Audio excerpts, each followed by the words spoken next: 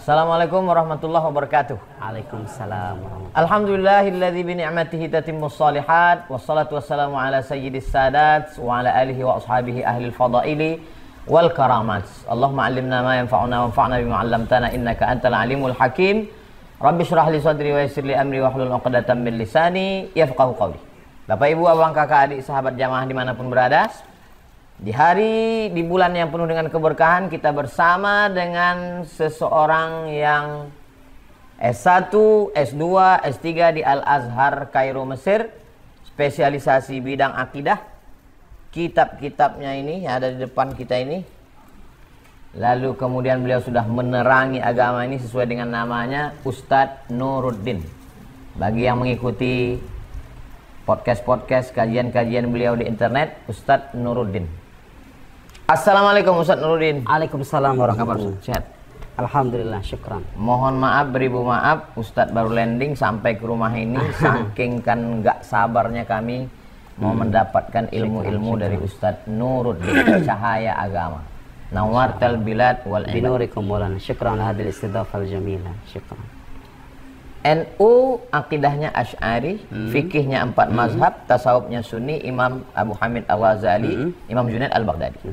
Al-Jamiatul Wasliyah Sumatera Utara, akidahnya Asy'ari, fikihnya Syafi'i, dan tasawufnya Sunni, Imam Junaid Al-Baghdadi dan Imam Abu Hamid Al-Ghazali. Perti Persatuan Tarbiyah Islamiyah, akidahnya Asy'ari, fikihnya Syafi'i, tasawufnya Sunni, spesialisasi lagi tarekatnya Naqsyabandi. Maroko trilogi, akidahnya Asy'ari, fikihnya Maliki, tasawufnya tetap Sunni, Abu Hamid Al-Ghazali. Mengapa mesti berakidah Asy'ari? Sanujibil Indonesia insyaallah. Kita diskusi dengan berbahasa Indonesia, Ustaz, insyaallah. Nuruddin menjawab pakai bahasa Indonesia, walaupun beliau lebih asik dengan bahasa Arab. Bil Arabiyyah katsiran ya. Insyaallah sanujibil Indonesia. Pertama kita perlu mengoreksi cara pandang sebagian orang di luar sana, saya kira bahwa manakala kita bermazhab, baik itu mazhab fikih maupun mazhab akidah, bernasab ke suatu golongan, itu tidak perlu dipertentangkan dengan berpegang teguh kepada Al-Quran dan Sunnah. Jadi sebetulnya bermazhab itu intinya, kalau mau kita sederhanakan, tentu ini untuk para musyahidin, para penonton ya, Ustaz Abdul Somad tidak perlu penjelasan ini. Ketika kita bermazhab Asy'ari dalam akidah misalnya, bermazhab Syafi'i dalam fikih, itu hakikatnya kita sedang mengikuti Al-Quran dan Sunnah melalui ulama yang lebih terpercaya dan lebih paham agama ini ketimbang kita. Saya kira ini penting ditegaskan karena banyak orang di luar sana suka mempertentangkan antara bermazhab dengan mengikuti Al-Quran dan Sunnah. Kenapa harus mazhab Asy'ari? Sebetulnya mazhab Asy'ari itu, kalau kita mau jujur, bukan mazhab dalam arti ajaran baru yang beda sama sekali dengan ajaran sahabat dan salafus soleh. Kenapa kita bermazhab Syafi'i? Imam Syafi'i ini tidak datang dengan agama yang baru. Terus kenapa dinasabkan atau dinisbatkan kepada tokoh-tokoh ini? Karena mereka punya kelebihan, mereka punya jasa dalam taqnin al-qawaid, merumuskan kaidah-kaidah, al-mu'allafat, menulis karangan-karangan. Jadi akidah, kalau kita tanya, akidah Asy'ari ini, akidah salafus soleh apa bukan? Ya, Imam Asy'ari ini punya jasa. Jadi begini, mungkin untuk lebih mengklirkan persoalan begini. Di masa Imam Abu Hasan Al-Asy'ari, beliau itu hidup 260 sampai 324 kira-kira begitu. Jadi beliau itu masuk dalam paruh terakhir abad ketiga. Itu kan salafus soleh. Di hidupnya beliau saja sudah menghimpun antara salaf dan khalaf. Karena beliau hidup 260 masuk generasi salaf. Itu. Dan wafat 324 masuk generasi khalaf. Yajma' baina salaf wal khalaf. Gitu ya, min fadailihi gitu, di antara keutamaan yang Abul Hasan hidup di antara dua periode itu. Di masa beliau banyak aliran menyimpang. Ada Mu'tazilah, ada Syiah, sebutnya Rafidhah kalau zaman dulu. Ada Musyabbihah, Mujassimah, begitu ya, orang-orang yang mempersamakan Tuhan itu dengan makhluk. Tuhan itu punya anggota tubuh, Tuhan itu bertempat dan lain-lain. Nah, aliran-aliran menyimpang ini kan perlu ada yang membantah. ya kan? Ini kan bertolak belakang dengan ajaran salafus soleh. Tampillah salah seorang tokoh namanya Ali. Itu bernama aslinya itu Ali. Nama populernya Abul Hasan Al-Asy'ari. Imam Abul Hasan Al-Asy'ari ini Ustadz, bagi orang awam itu nggak begitu dikenal. Orang tuh lebih kenal Imam Ghazali, lebih kenal Imam misalnya mufassir, Imam Al-Qurtubi, Imam Razi dan lain-lain. Imam Abul Hasan tuh kenapa nggak banyak dikenal? Karena karangannya yang sampai ke kita itu nggak begitu banyak. Beliau ini punya jasa besar dalam memperteguh akidah salafus soleh.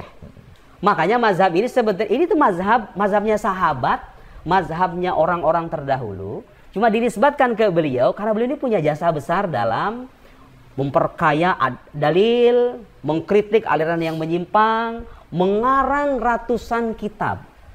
Percaya tidak? Imam Abul Hasan itu, nah saya ingin merekomendasikan kepada para pembaca, kalau pengen tahu mazhab Asy'ari, jangan hanya merujuk pada kitab Al-Ibana atau kitab Al-Luma saja. Beliau ini punya kitab dalam catatan Ibnu Asakir atau dalam catatan Fauqiyah Husain yang mentahqiq kitab Al-Ibana sekitar 99 Masya Allah. kitab. Anda tahu beliau punya kitab tafsir judulnya Al-Mukhtazan. Disebutkan oleh Ibnu Asakir dalam Tabyin Kadhib Al-Muftari fi ma nasaba ila Imam Abul Hasan Al-Asy'ari. Yang mau tahu mazhab Asy'ari jangan lewatkan kitab ini. Ini kitab sangat penting karena menjawab tuduhan-tuduhan miring terkait Imam Abul Hasan Al-Asy'ari. Tabyin Kadhib Al-Muftari karangan Ibnu Asakir. Kemudian kitab Al-Mukhtazan dikisahkan oleh Ibnu Asakir. Ada salah seorang yang pernah melihat kitab tafsir ini, Imam Abu Bakar Ibn Al-Arabi. Dikisahkan pernah melihat jumlahnya itu, satu riwayat menyebutkan 70, satu riwayat menyebutkan 100 jilid. 100 jilid sampai surat Al-Kahf. Separuh Al-Quran 100 jilid. Ini bukan melebih-lebihkan, itu riwayat tercatat dalam kitab. Kalau Anda baca kitab Ibnu Asakir, disebutin nama kitab-kitabnya itu. Cuma sebagian besarnya hilang. Jadi ajaran beliau ini imam besar. Kenapa mazhab ini dinisbatkan ke beliau? Karena beliau punya jasa besar dalam merumuskan kaidah, memperkaya dalil, membantah pikiran yang menyimpang dalam mazhab ahli sunnah wal jamaah. Jadi jangan dipertentangkan. Mazhab Asy'ari mengikuti Al-Quran dan Sunnah. Imam Abul Hasan itu konsisten mengikuti salafus soleh, Al-Quran, Sunnah landasannya dengan pengayaan dalil-dalil rasional. Begitu ya. Nah, penisbatan itu bukan penisbatan dalam arti ini agama baru gitu loh. Enggak, itu penisbatan karena lahu fadl. Dia punya keutamaan dalam hal itu. Saya ingin kembali kepada Imam Abul Hasan karena ini harus diketahui sama orang-orang Sunni. Imam Abul Hasan ini bukan orang sembarangan. Tapi yang sampai ke kita sekarang itu Ustaz, karangan Imam Abul Hasan itu bisa dihitung jari. Maqalatul Islamiyin, Al-Luma, Al-Ibana, Risalah ila Ahli Tsaghar, kemudian Istihsan al-Khawd fi Ilmil Kalam, 5 atau ada beberapa risalah yang mungkin nggak begitu populer, sekitar 5 atau 6 buku saja. Oke, sekarang berarti kalau kita mau tahu ajaran mazhab Asy'ari ini, nggak cukup hanya dengan merujuk pada kitab-kitab yang tadi saya sebutkan aja. Karena kita kan nggak adil. Coba bayangkan Ustaz Somad mengarang kitab ratusan. Terus kita pengen menilai mazhabnya hanya di satu kitab saja. Itu kan nggak fair. Nah, kenapa saya harus tegaskan ini? Karena ada di luar sana kelompok-kelompok yang bilang, ini ajaran Imam Abul Hasan, ini ajarannya Asy'ariyah. Asy'ariyah ini menyimpang dari ajaran Imam Abul Hasan Al-Asy'ari. Itu ada sampai sekarang. Kamu kalau pengen mengikuti Imam Abul Hasan Al-Asy'ari, lihatlah kitab Al-Ibana. Jangan lihat karangan Ar-Razi, Al-Ghazali, Al-Baqillani. Mereka sudah terkontaminasi dengan ajaran filsafat Yunani dan lain-lain dan seterusnya. Mempertentangkan. Tidak ada pertentangan yang mendasar. Memang ada Ustaz Abdul Somad ahli fikih. Beliau tahu betul bahwa dalam mazhab Syafi'i sendiri terjadi perbedaan pendapat. Kadang-kadang Imam Nawawi punya ijtihad yang berbeda dengan imam lain, betul Ustaz? Dengan Imam Syafi'i kadang-kadang pendiri mazhab. Terjadi itu perbedaan pendapat di internal mazhab menyangkut hal yang furu. Rincian-rincian itu terjadi. Nah, Imam Abul Hasan kalau kita mau tahu ajarannya, nah saya menyebut satu kitab lagi. Ini penting mengoreksi sudut pandang sebagian orang. Ini akidahnya Abul Hasan Al-Asy'ari ini mirip dengan beda dengan akidah kalian. Enggak ada sifat 20. Enggak ada akidah begini-begini. Lihat, enggak cukup begitu. ada satu lagi murid dari muridnya Imam Abul Hasan, namanya Abu Bakar ibn Furaq. Abu Bakar ibn Furaq, ini kan kitab-kitab Imam Asy'ari ini pada hilang nih, yang ratusan ini nih. Beliau sempat merekam pendapat-pendapat Imam Abul Hasan ini di kitab-kitabnya yang nggak sampai ke kita, dalam satu kitab khusus namanya Mujarradul Maqalat. Download di internet, Mujarrad al-Maqalat di Abil Hasan.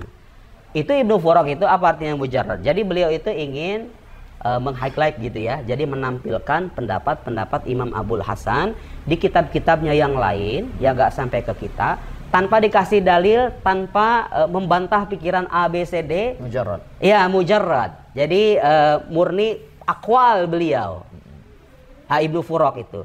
Jadi kalau mau mazhab Asy'ari, mau tidak mau kita nggak bisa melepaskan dari murid-muridnya. Beliau ini karangannya sebagian besarnya hilang, tapi dilanjutkan oleh murid-murid beliau. Murid beliau punya murid lagi. Di antara murid beliau siapa misalnya? Ibnu Khafif. Ada sebagian risalahnya itu terakhir dicetak di Mesir. Itu murid langsung. Dia punya kitab Al-Mu'taqad As-Saghir. Abul Hasan Al-Bahili, Ibn Mujahid, Bundar. Nanti punya murid lagi tuh Ibnu Furaq. Generasi setelahnya ada Al-Baqillani, Imam Ghazali, makin ke sini gitu kan. Terus muncul imam-imam lain. Jadi kalau pengen tahu mazhab Asy'ari, ini mazhab mayoritas ulama Sunni gitu ya. Harus membacanya secara menyeluruh.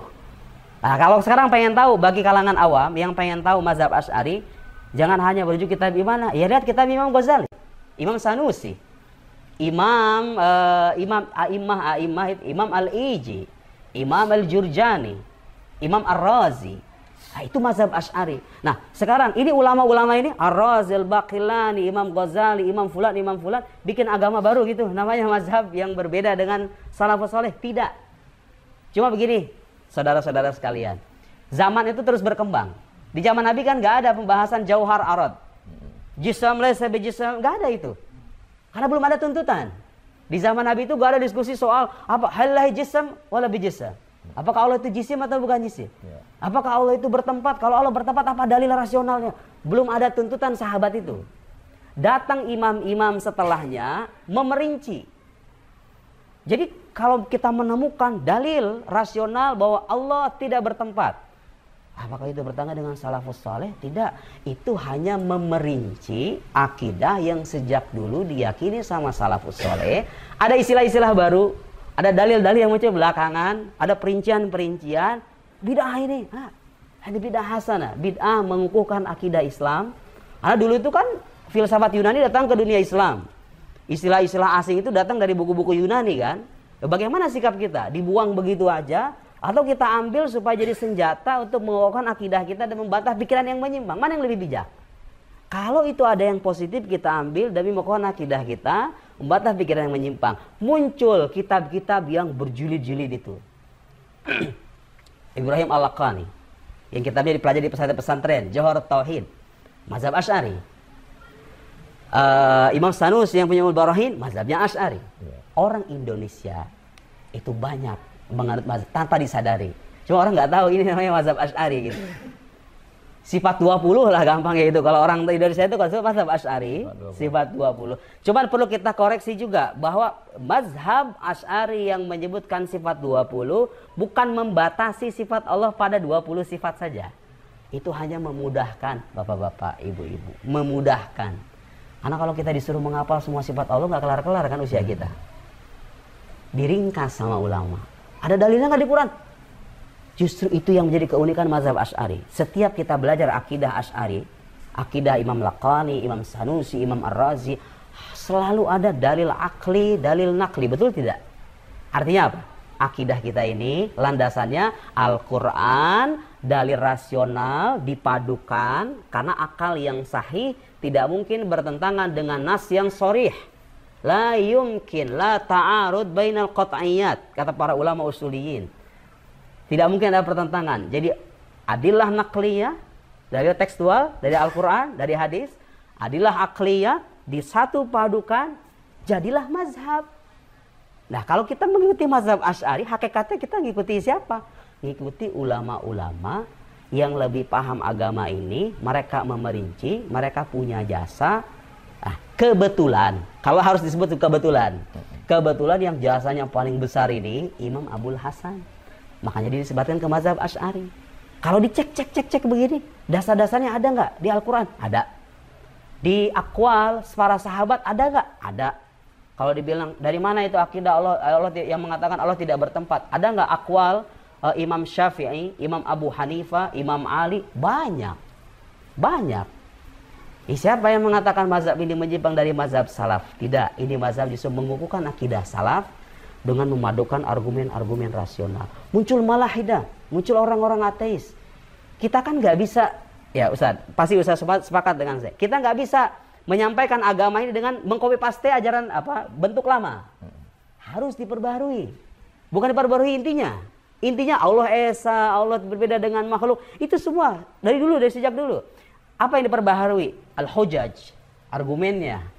Ada syubhat baru, kita bantah lagi dengan argumen yang baru. Jadi mazhab ini berkembang dari masa ke masa melalui tokoh-tokoh utamanya sampai ke kita sekarang sudah siap jadi. Sudah siap saji, tinggal dimakan doang kalau istilah makanan. Jadi gak usah repot-repot masak lagi gitu loh. Gak usah repot-repot, saya nggak mau mazhab Asy'ari, saya pengen mazhabnya Al-Quran Sunnah saja. Itu persis ibarat Anda sudah dihidangkan makanan, makanannya enak, bergizi, dijamin aman, mau repot-repot masak lagi, belum tentu masakannya enak juga. Apalagi Anda nggak bisa masak gitu loh. Terjadi Ustaz sekarang, orang-orang merujuk pada Al-Quran dan Sunnah, mereka mengira bahwa inilah Islam yang otentik. Salah. Kita ini dikasih masakan yang udah enak, udah siap jadi, tinggal diamalin doang. Tinggal dihafal aja. Kenapa harus repot-repot lagi? Ini orang-orang yang besar yang tadi saya sebut, semuanya itu konsisten bahwa sumber akidah itu adalah Al-Quran dan Sunnah yang bahkan yang mutawatir. Dan adilah akliyah, argumen rasional. Itu keunikan mazhab Asy'ari. Tidak mengesampingkan akal, juga tidak mengesampingkan nas, memadukan keduanya. Kenapa kita harus bermazhab ini sekarang? Karena kita butuh dengan agama yang di satu sisi berpegang teguh kepada wahyu, di sisi lain mengedepankan rasionalitas manakala berhadapan dengan orang-orang sekuler, orang-orang liberal, orang-orang yang liberalis, yang tekstualis. Ini ada di dua kubu, kita perlu. Ini Islam. Islam itu tidak anti rasio, juga berpegang teguh kepada Al-Quran dan Sunnah. Dan saya kira banyak tuduhan-tuduhan di luar sana Ustaz. Mazhab Asy'ari itu hanya mengedepankan akal ketimbang nas.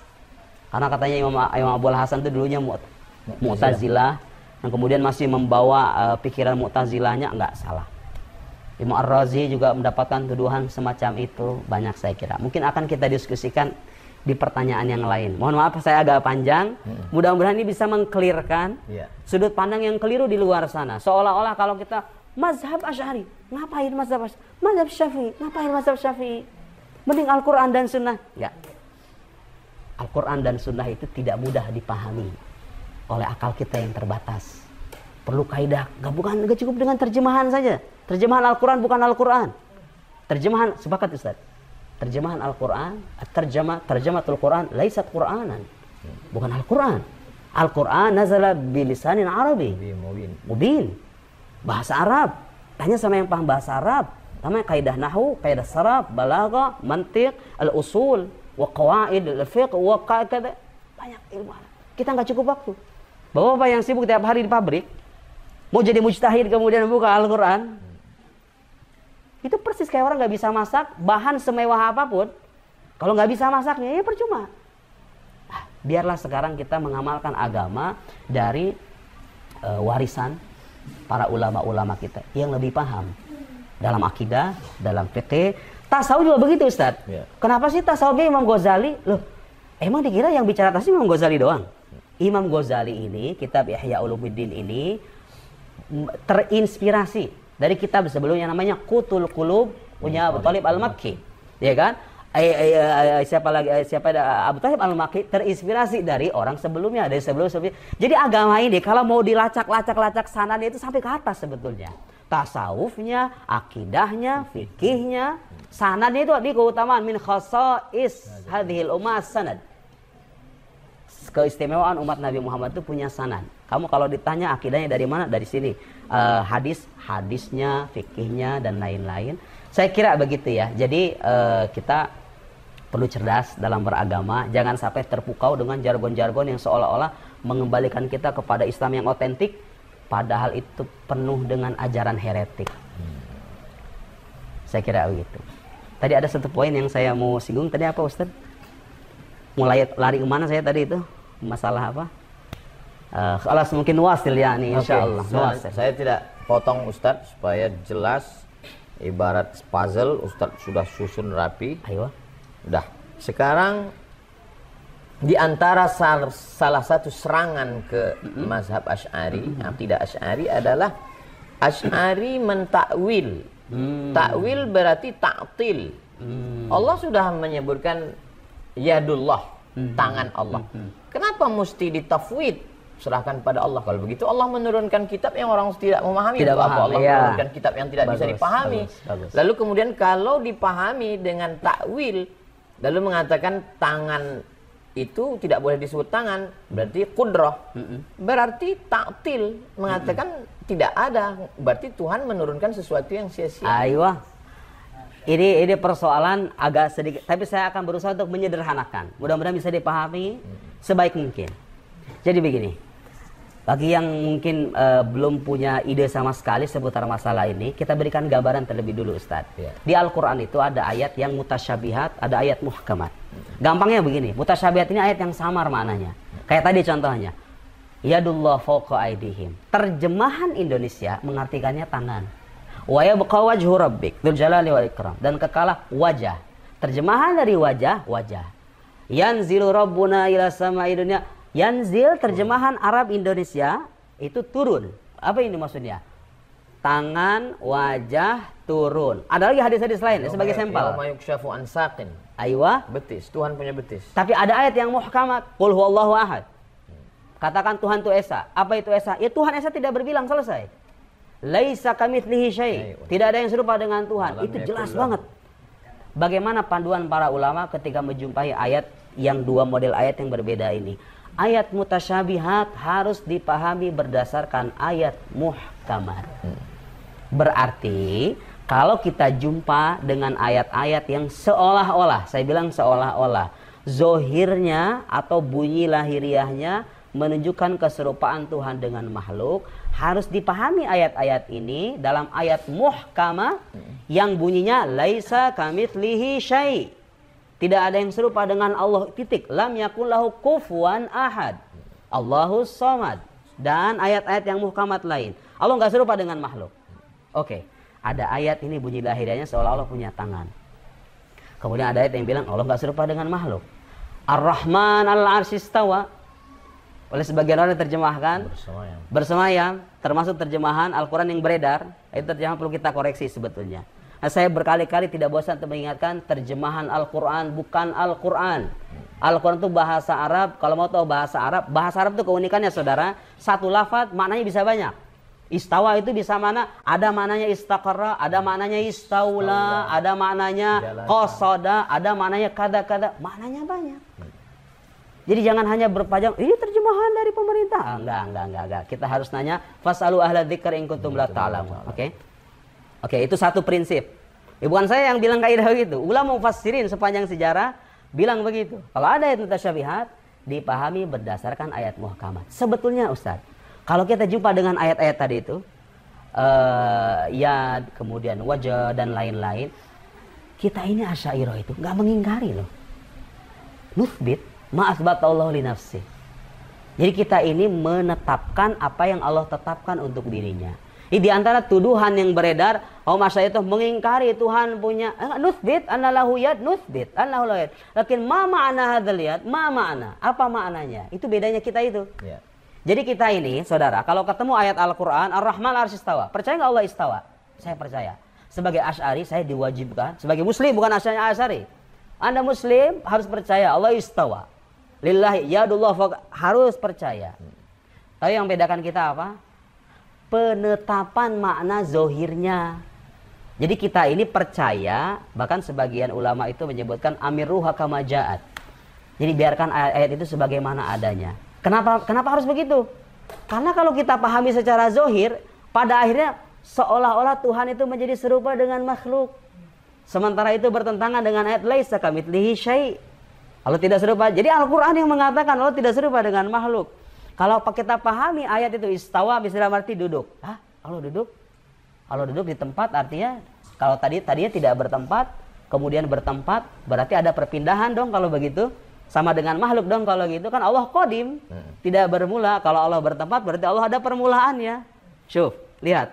Ya bagaimana ulama-ulama Asy'ariyah bukan mengingkari, bukan ta'til. Ta'til itu mazhab yang menafikan sifat-sifat Allah. Boleh tanya sama ulama atau pelajar deh, jangan ulama Asy'ari manapun. Terutama pelajar Al-Azhar. Karena Al-Azhar ini muassasah yang berpegang teguh pada mazhab Asy'ari. Tanya sama mereka, Anda mengingkari nggak sifat-sifat Allah? Nggak. Nah, nutsbit ma'athbata li nafsi. Anda mengingkari nggak Ar-Rahman al-Istawa? Saya tidak mengingkari. Ar-Rahman mengingkari, ya dua fakir, tidak mengingkari. Wa yabqa Anda mengingkari, tidak mengingkari. Kita menetapkan. Hanya saja kita tidak mengakui makna zohir dari ayat-ayat ini. Kenapa begitu? Ya karena Allah menurunkan ayat yang muhkam yang bilang laisa kamitslihi syai'. Itu satu ya. Kemudian begini Ustaz, ajaran Ahlussunnah wal Jamaah, kalau kita baca kitab Ibanah itu Imam Abul Hasan menganut mazhab tafwid. Jadi kalau kita baca Ibanah nggak usah aneh ya, bahwa Allah itu lillahi yad lahu ain lahu kada kada, menetapkan tuh hal-hal semacam itu. Tapi bila kaif. Beliau ketika menyebutkan Ar-Rahman al-Istawa istiwaan alal wajhil ladzi qala ala ma'na alladzi arada istiwaan munazzahan anil mumassati wal istiqrar. Istiwa yang tersucikan dari kedudukan, duduk, penetapan, menetap. Jadi istawa bukan berarti duduk dan menetap. Sementara kalau kita merujuk pada ulama-ulama golongan tertentu, istawa bimana istaqarra fis sama. Allah itu duduk di langit. Jalasa. Jelas. Imam Abul Hasan mengingkari istawa enggak? Sifatul istiwa diingkari enggak? Ini perlu catat. Kalau ditanya sama Asy'ari, sifatul istiwa kasifah sebagai sifat diingkari enggak ada? Tidak. Makanya kita bukan mu'attil. Ya. Yang mu'attil adalah kalau la nu'min bil istiwa, la nu'min bis sifat al-ilahiyah, la nu'min kadza. Allah zat, mazhab Mu'tazilah misalnya. Mengingkari kan sifat-sifat itu? Boleh dituduh sebagai mu'attil. Mazhab Asy'ariyah tidak.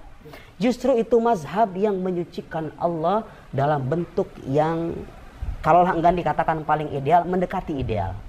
Jadi kita menetapkan sifat-sifat Allah semuanya, tapi ada sifat-sifat yang kalau zohirnya dibaca dan diamini bisa menjurus pada tajsim. Ulama Asy'ariyah punya dua sikap. Satu tafwid, wa hada aslam. Tafwid itu artinya kalau Anda berjumpa dengan ayat-ayat begini, serahkan. Yad, tangan. Allah jika kalau pertanyaan, halillahi yad, na'am, lahu yad, lakin ma ma'na liyad, la na'lamuha. Itu mazhab Asy'ari itu. Tapi kalau tanya apakah Allah punya tangan? Enggak, tangan versi orang Indonesia kan ini. Ya, khalas, la. Jarihah. Iya, jarihah. Dibedain ya, bedakan. Kita harus bedakan itu. Jadi mazhab Asy'ariyah yang mutaqaddimin termasuk Imam Abul Hasan kalau bertemu dengan ayat-ayat ini tidak menetapkan makna zohirnya, tapi mengimani itu sebagai sifat.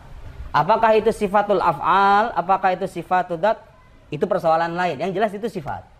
Kita tidak mengingkari, Ustaz. Asy'ariyah tidak mengingkari. Jadi jangan itu kita mu'attil. Cuman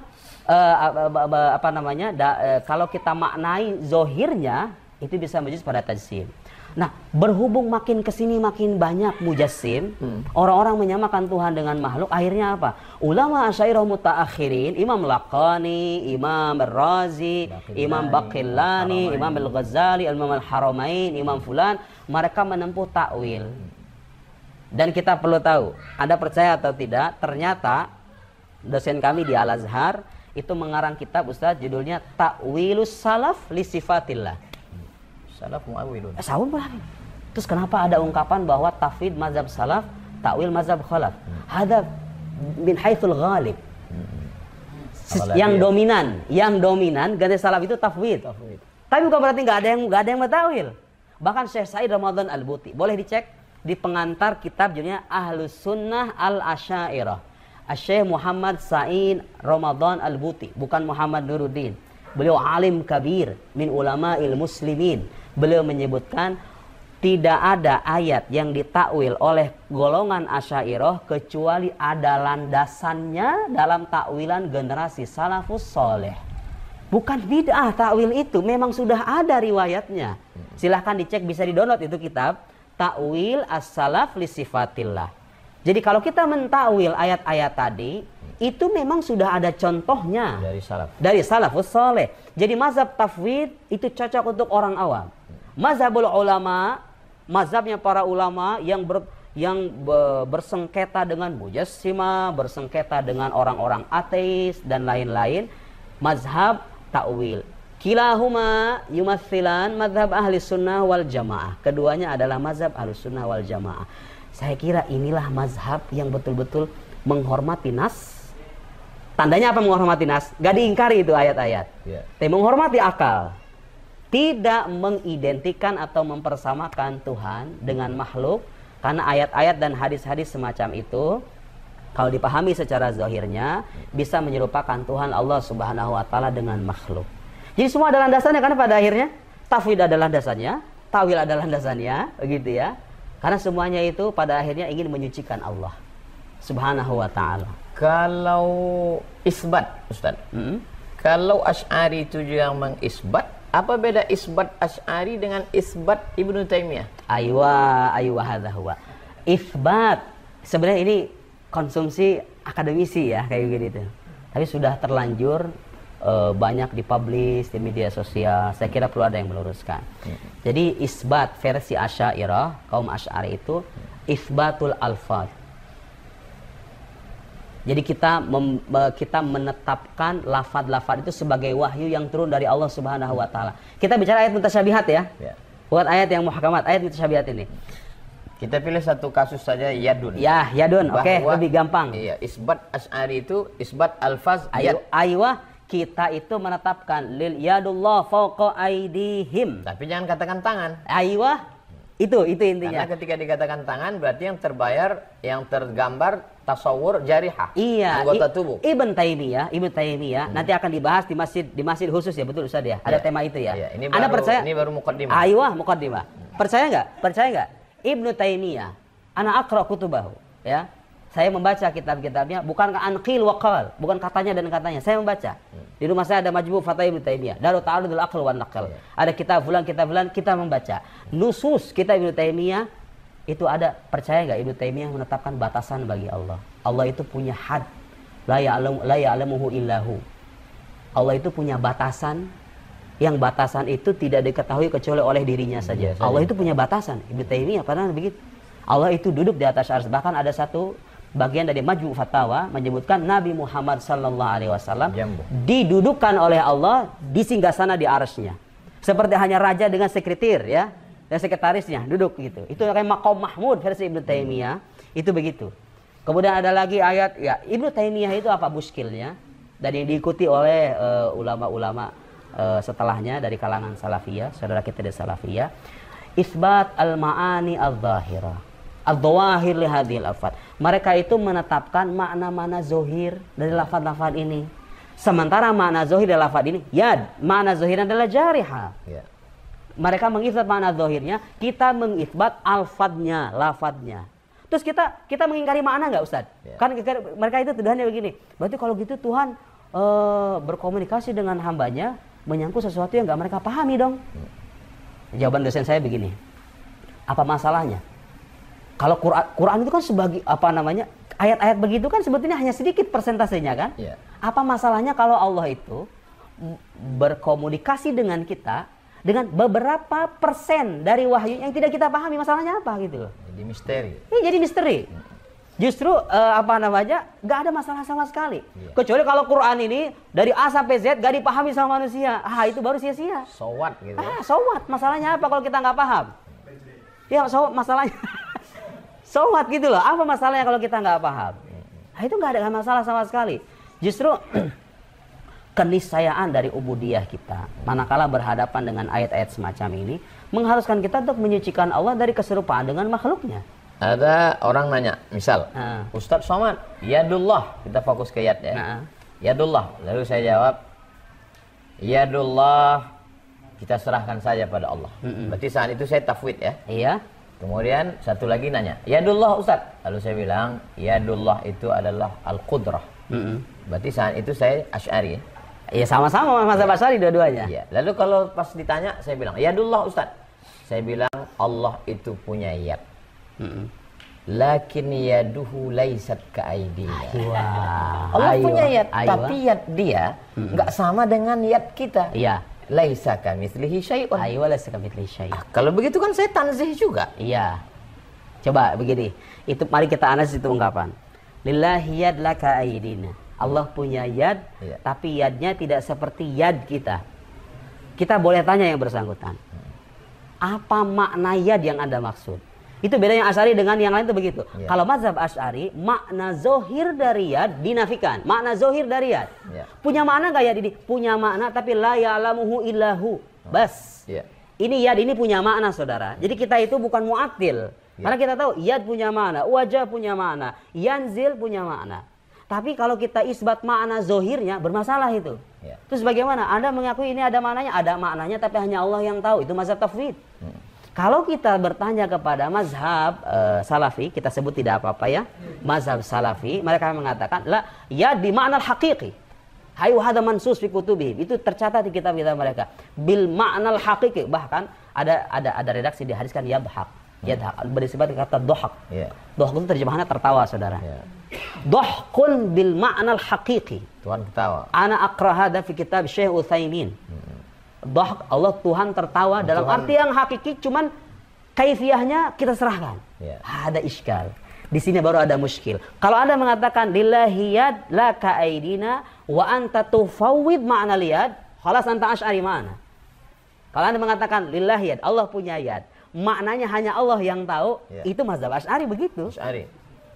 Tapi kalau Anda mengatakan lillahi yad bil ma'nal haqiqi, bil ma'na dhahir li hadzal lafaz. Lakin la ka'aidina anta munaqid. Tunaqid nafsak. Iya. Bagaimana mungkin dikatakan Yusbit yad tapi summa bukan yad? Yusbit summa yunfi. Aywa.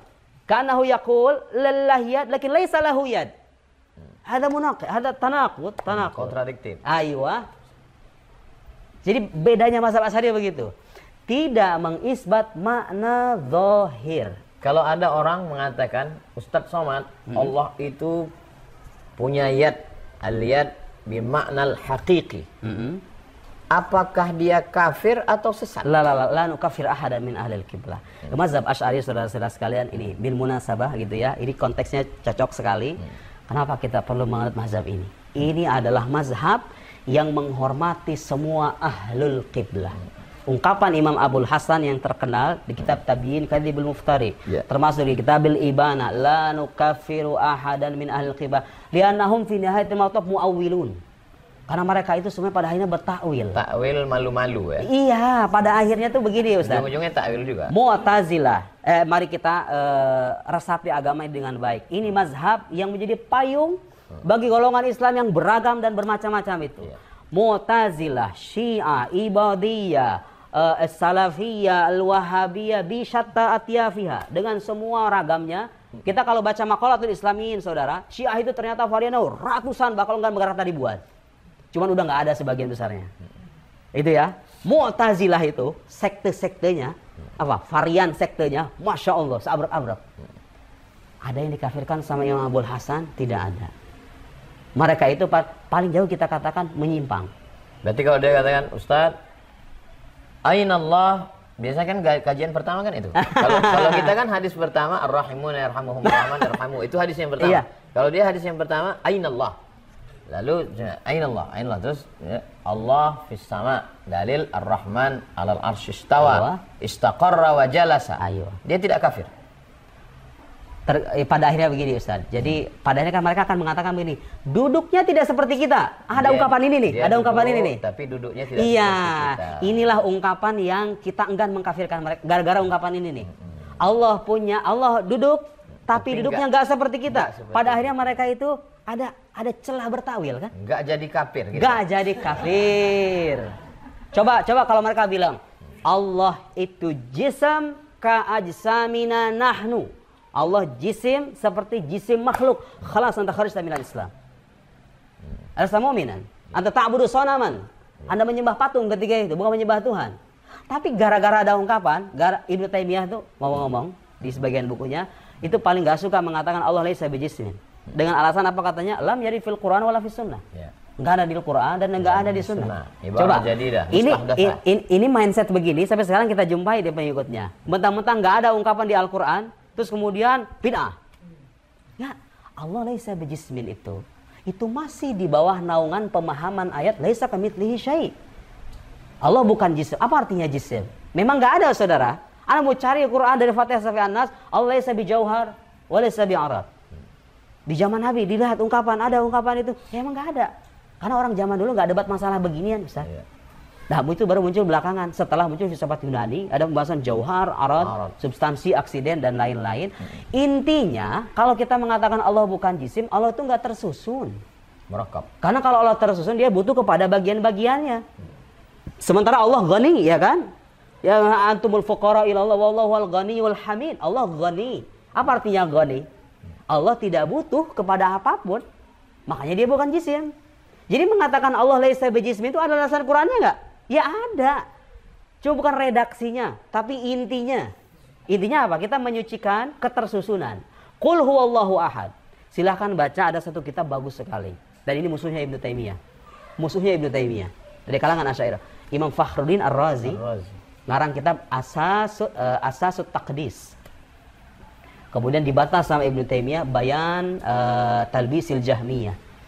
Asasut Taqdis, di kitab Asasut Taqdis beliau mengatakan ayat yang sering kita hafal surat Al-Ikhlas, Qul huwallahu ahad, Allahus samad, lam yalid wa lam yulad, mengatakan Qul huwallahu ahad sudah masuk di dalamnya Allah laisa bijismin, wa laisa bijauhar, wa laisa bi'arad, wa laisa bimutahayyiz, la yahwihi zaman wa la yahwihi makan. Itu sudah mencakup semua Allahu ahad.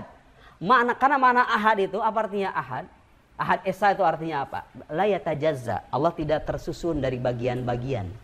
Allah wahid, la yata'addad. Allah tidak berbilang, enggak dua, enggak tiga.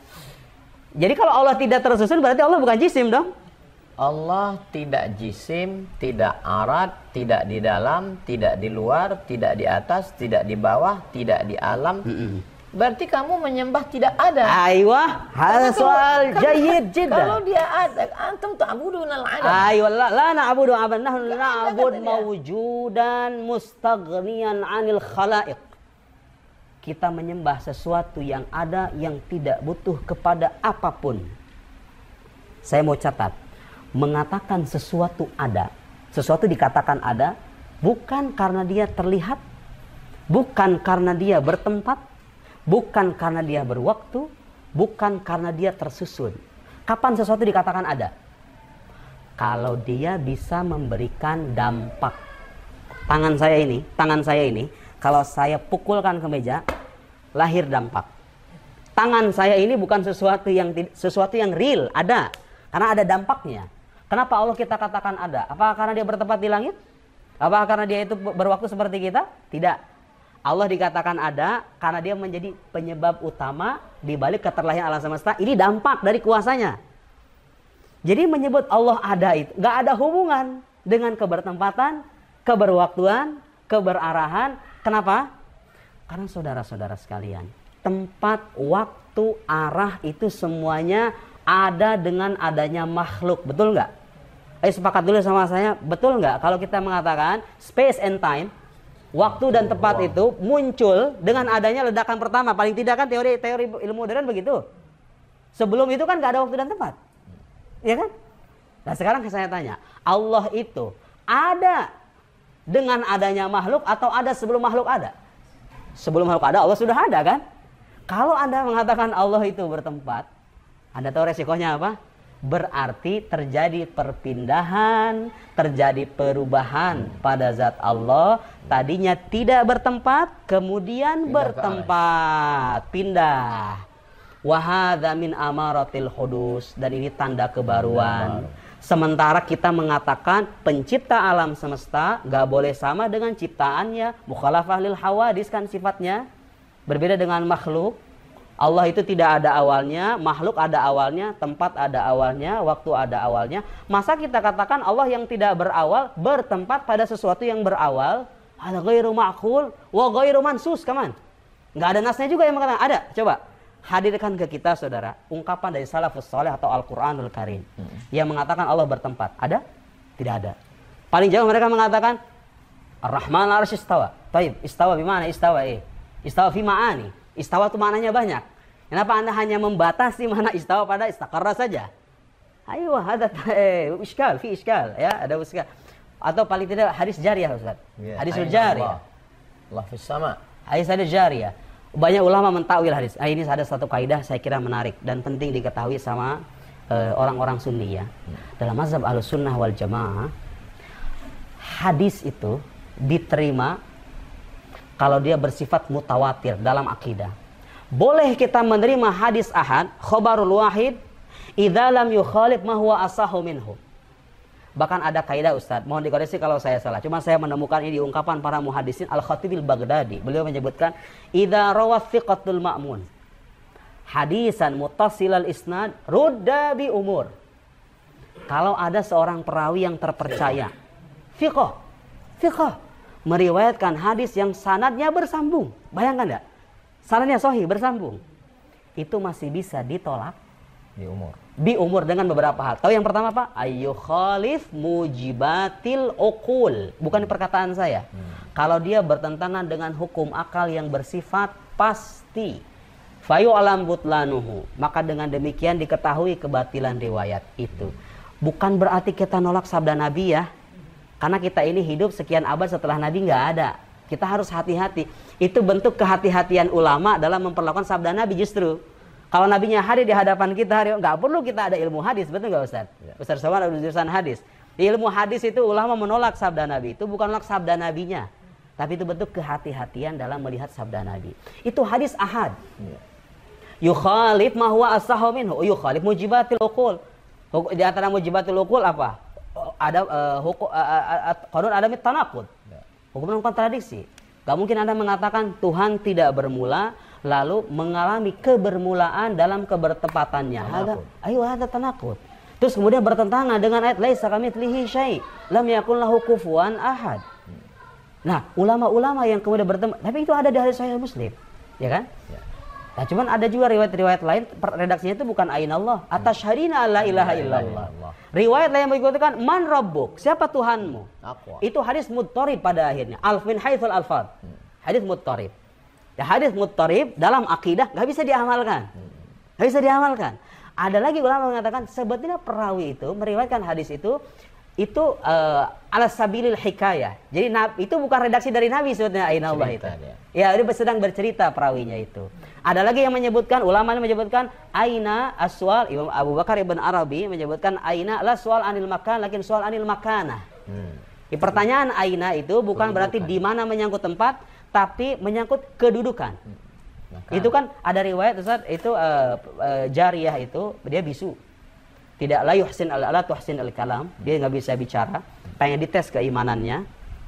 Kemudian fa asyarat ila sama gitu ya. Ya ini juga kedudukan. Sama orang Indonesia kalau bilang, "Udah, serahin sama yang di atas saja." Terus maksudnya Anda menunjuk Tuhan ada di sana gitu. Bukan kan? Kedudukan yang maha tinggi. Kedudukan Allah Subhanahu wa taala di atas makhluknya.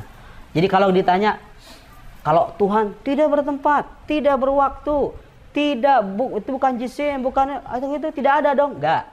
Allah ada dengan dirinya sendiri.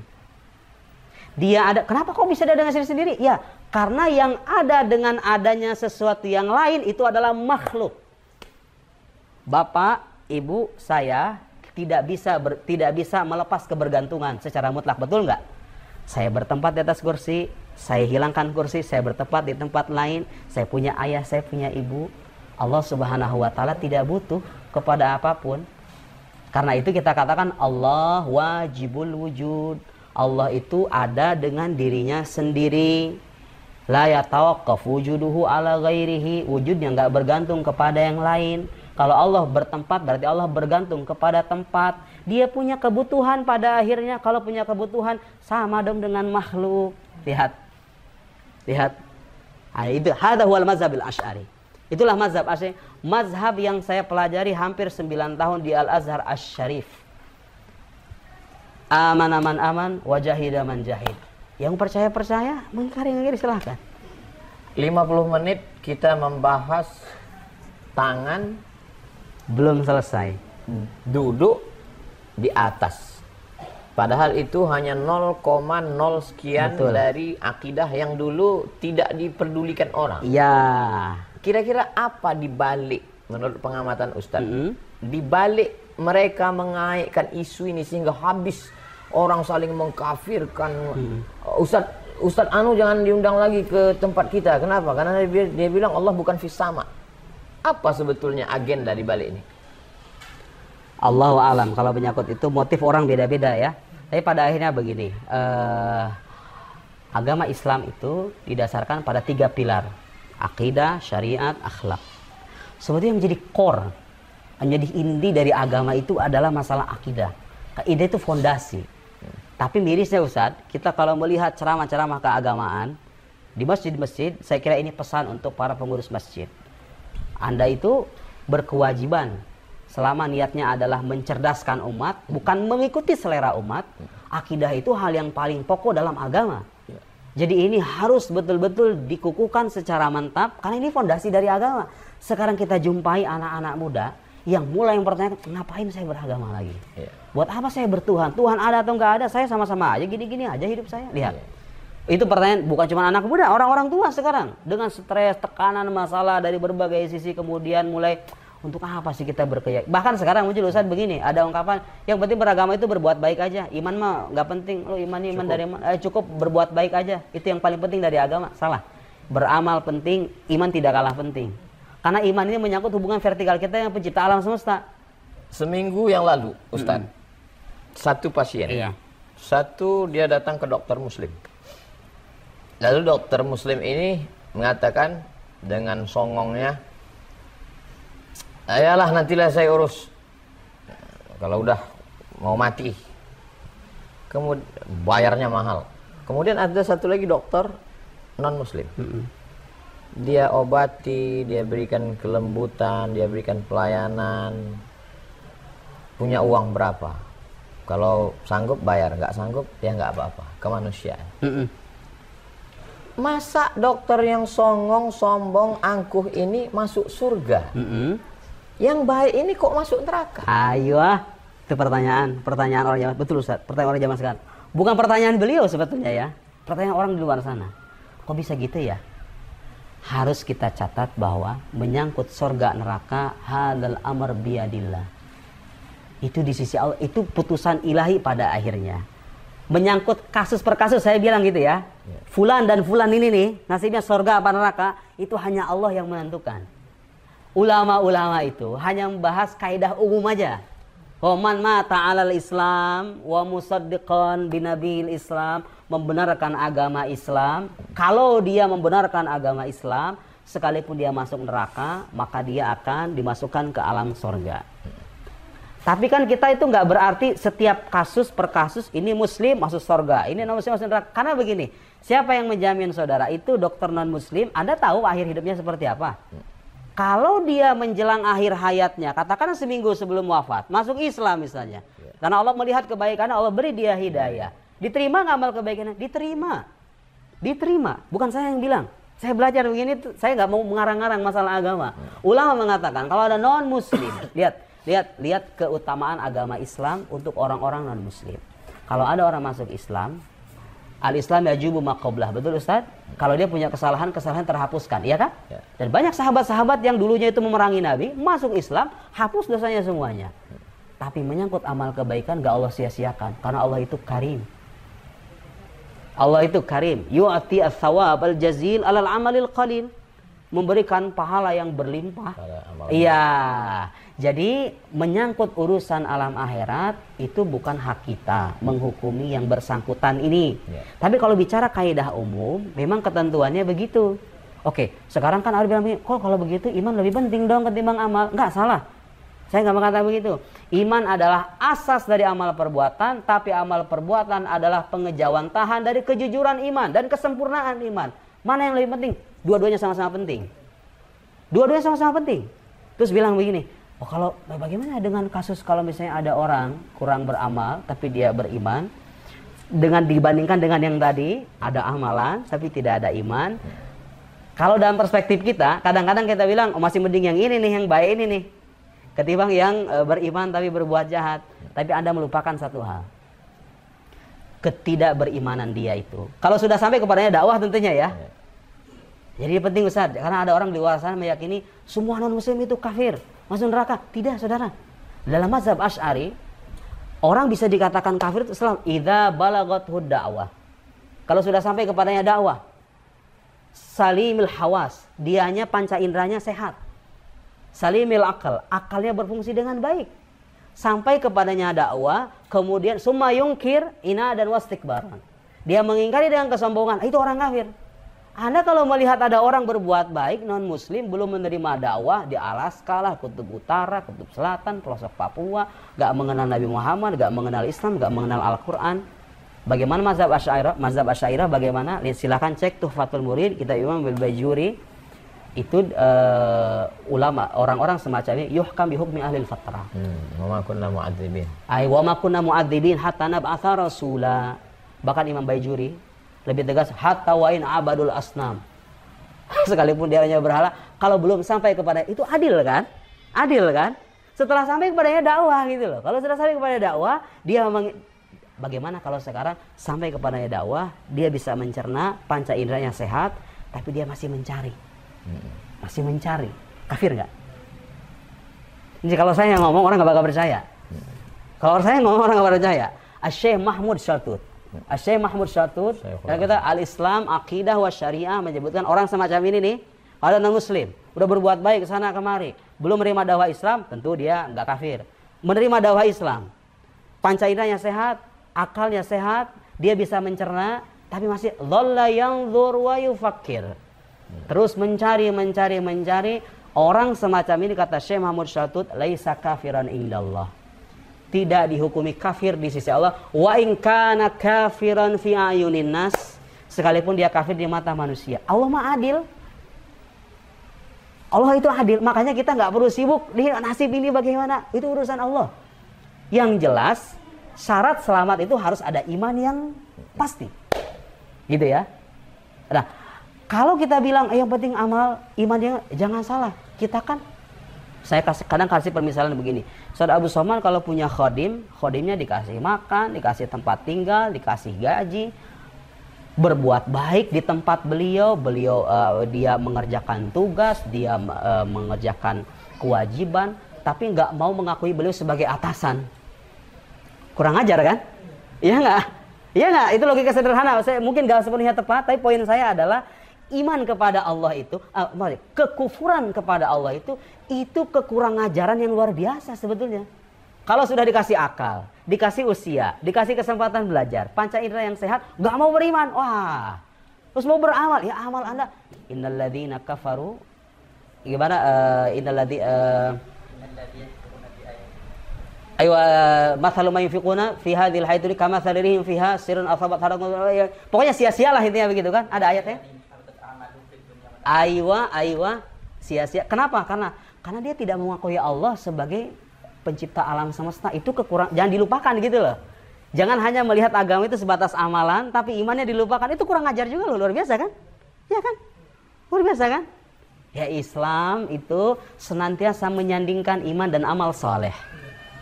Apakah amal soleh bagian dari iman? Mazhab Asy'ariyah laisa juz'an minal iman walakin mukammil lil iman. Makanya kita nggak bisa mengkafirkan orang gara-gara amalan, gara-gara perbuatan dosanya. Tuh lihat, mazhab Ahlus Sunnah, mazhab Asy'ari yang kita peluk, tidak mengkafirkan orang karena dosa yang dia perbuat. Karena amal perbuatan bukan bagian dari iman, tapi dia adalah pengejawantahan dari kesempurnaan iman. Bukan berarti kita mementingkan iman mengesampingkan amal, tidak. Tapi kita ingin mengatakan bahwa kepercayaan Anda kepada Allah itu sesuatu yang sangat mahal. Kalau itu hilang dari diri Anda, perbuatan Anda sia-sia pada akhirnya. Karena Anda mengingkari, menunjukkan pembengkangan kepada pencipta alam semesta, itu nggak bisa dibiarkan loh. Ya kan? Logika sederhana kita aja begitu kok tadi. Ya orang berbuat baik, tapi dia gak ngaku saya sebagai atasan, kok kurang ajar banget sih. Kan gitu kan kira-kira ya. Dikasih uang, dikasih tempat tinggal, kok kamu kurang ajar banget gak ngaku sebagai atasan. Kan kira-kira begitu. Bukan berarti kita menyamakan ya. Tapi poinnya adalah itu tadi. Bahwa iman dan amal saleh sama-sama penting dalam agama Islam. Dalam agama Islam. 1 jam terlalu singkat untuk membahas akidah bersama Ustadz Nuruddin. Oleh sebab itu ikuti terus selama 3 hari ini. Dari mulai hari Jumat, hari Kamis, hari Jumat. Lihat jadwal-jadwalnya, sudah kita share. Tulis semua pertanyaan-pertanyaan. Dari mulai Masjid Al-Husna sampai ke Duri, Masjid An-Nur, Masjid Ar-Rahman, Masjid Agung Ar-Rahman, Masjid Raya An-Nur. Mudah-mudahan kedatangan Ustadz Nuruddin memperteguh kekuatan keyakinan akidah kita, lalu kemudian berbuah pada amal soleh, sehingga Riau menjadi lebih baik ke depan, Ya. insyaallah. Berkah selalu, sukses. Assalamualaikum warahmatullahi wabarakatuh. Waalaikumsalam warahmatullahi wabarakatuh. Jazakallah. Wa jazakumullah. Wa jazakum.